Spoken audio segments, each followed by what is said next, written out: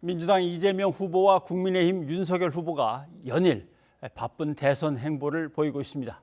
최영일 평론가와 함께 짚어보도록 하겠습니다. 어서 오십시오. 안녕하세요. 예. 둘이 후보로 공식 확정된 이후에는 첫 만남입니다. 그렇습니다. 그런데 뭐 오가는 얘기 아주 묘한 긴장감이 네네. 흐르는데 한번 들어보시죠. 그러죠.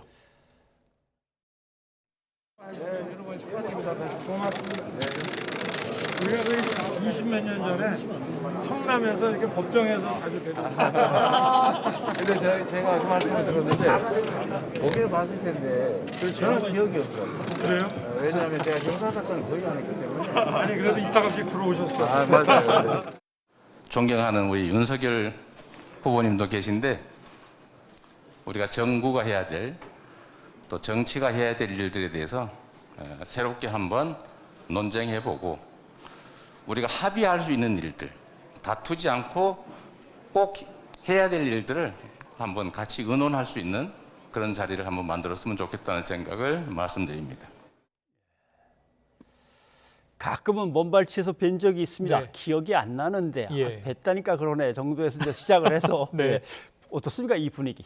근데 사실은 뭐 신경전이 미묘하게 있었다. 예. 긴장이 흘렀다. 뭐 그것도 사실인 건 맞는데요. 제가 생각했던 것보다는 상당히 훈훈한 편이었습니다. 예. 훈훈한 편. 20년 전 기억을 떠올리면서 대체로 윤석열 후보는요.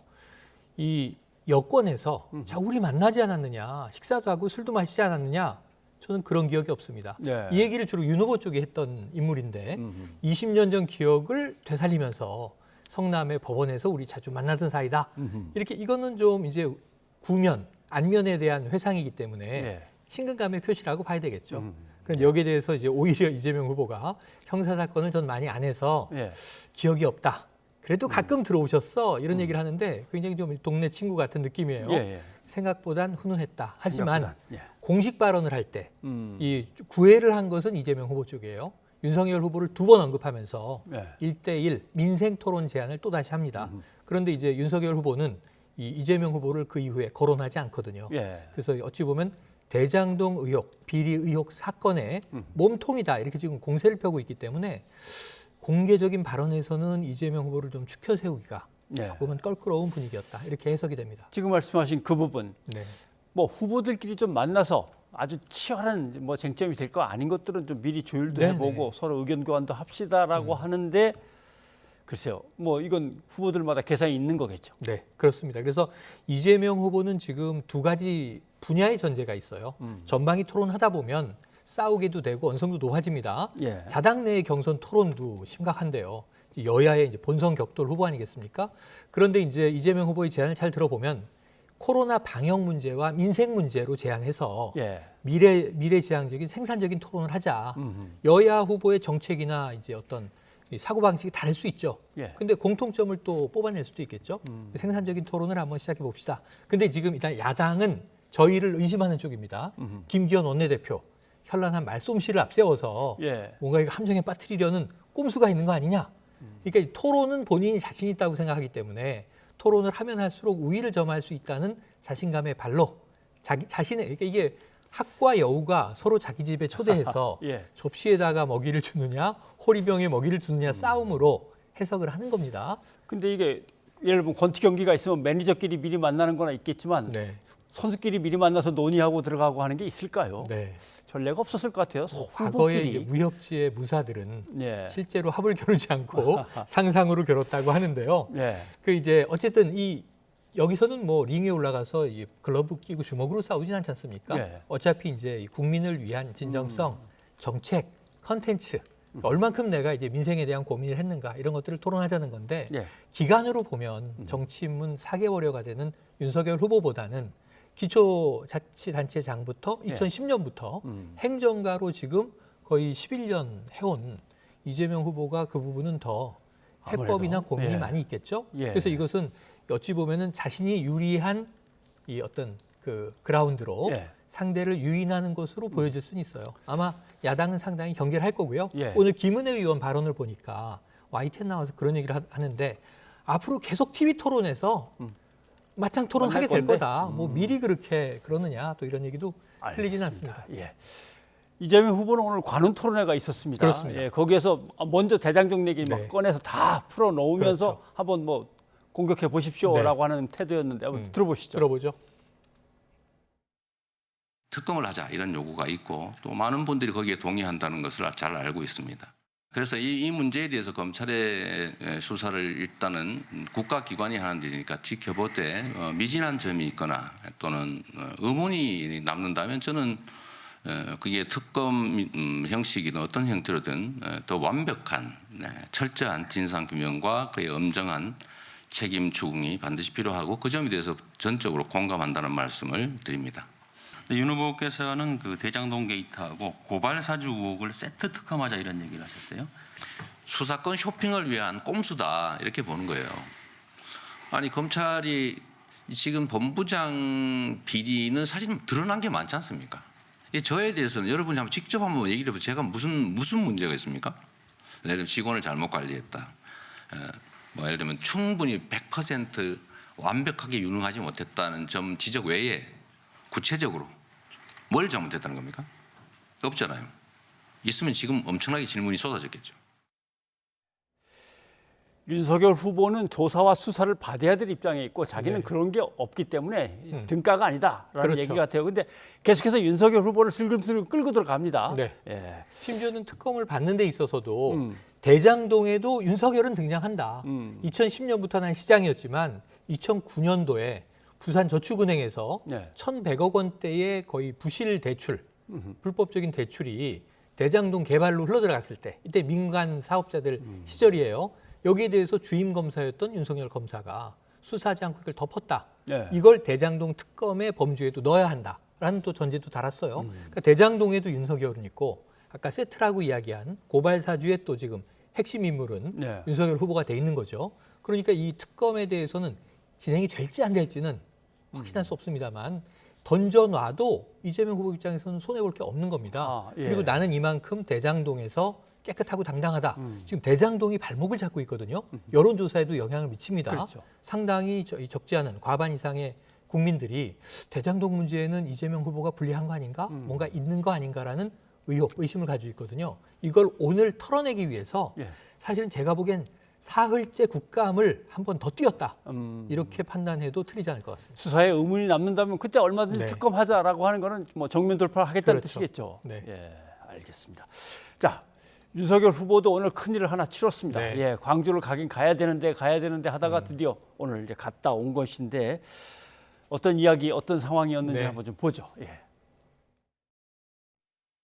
예전과 달리 조금 더 안쪽으로 못 들어가셨는데 저기 안에 좀 항의하시는 분들 보고 어떤 생각이 드셨는지 궁금합니다. 저분들의 그 마음을 제가 10분 이해를 하고요. 제가 우리 5월의 영령들의 분양도 하고 참배했으면 더 좋았을 텐데 그래도 많은 분들이 협조해 주셔서 이 정도로 제가 분양은 못했지만 사과드리고 참배를 할 수 있었던 것이 참 다행이고 그렇게 생각하고 있습니다. 네.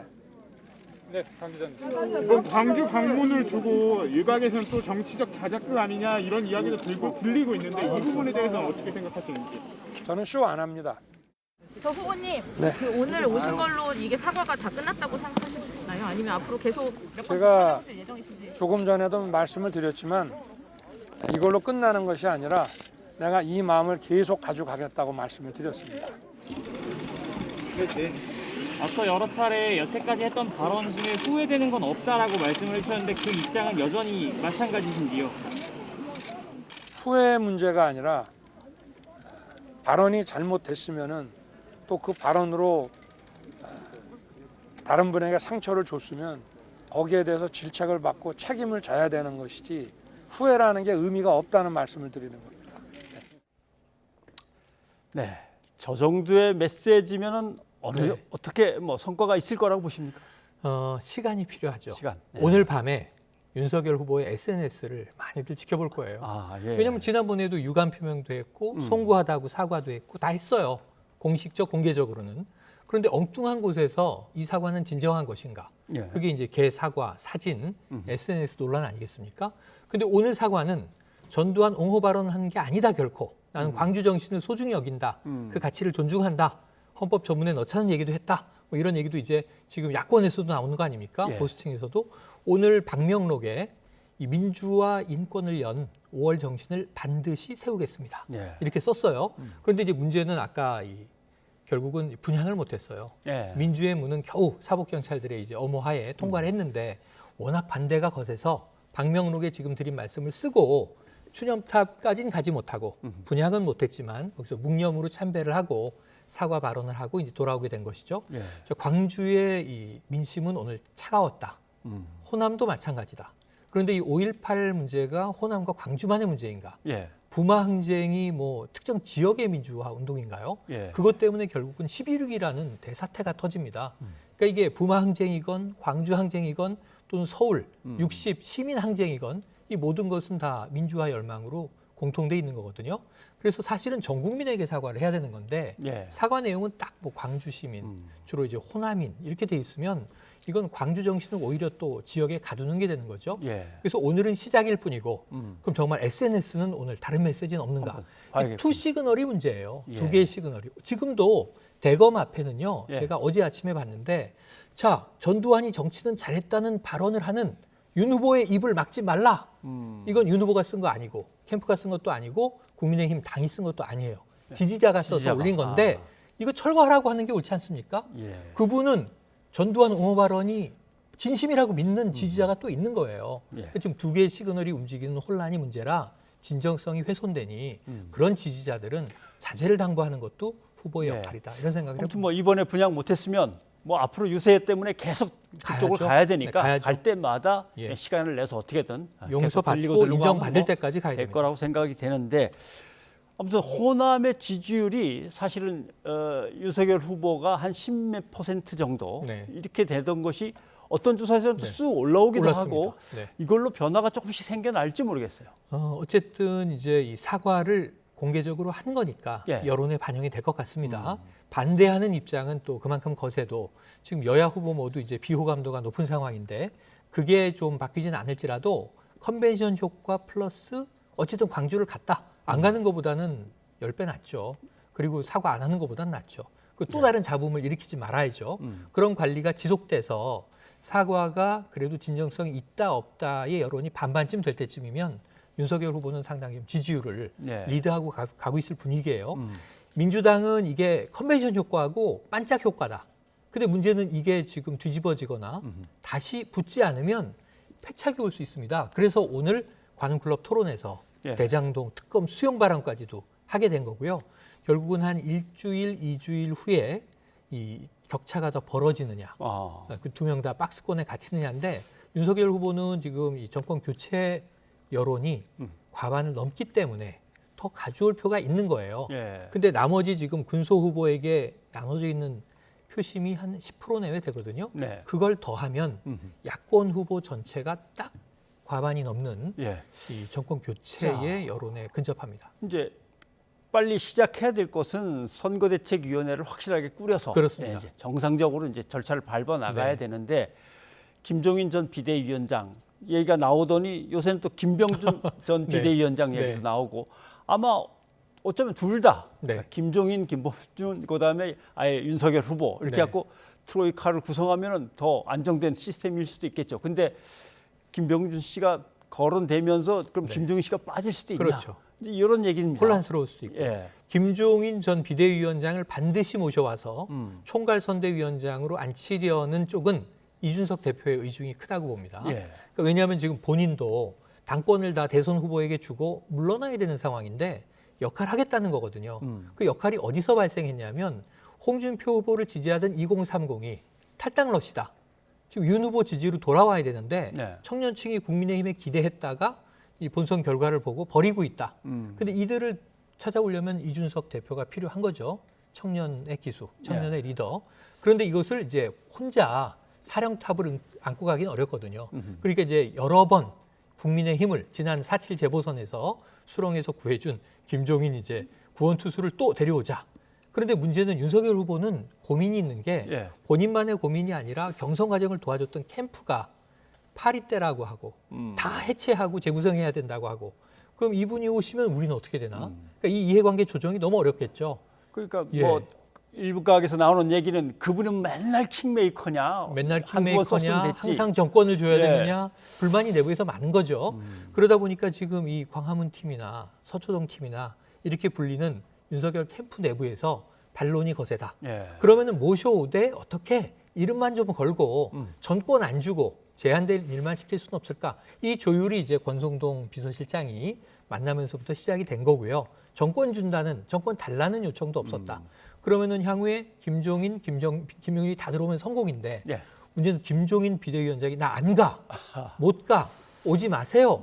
이렇게 이제 비난전이 쏟아지면 이 용광로 선대위 구성에 조금 예. 외부 인사 영입부터 마이너스 효과가 날 수도 있다. 전 이준석 대표가 지금 불안불안합니다. 검증하고 있겠군요. 네. 예.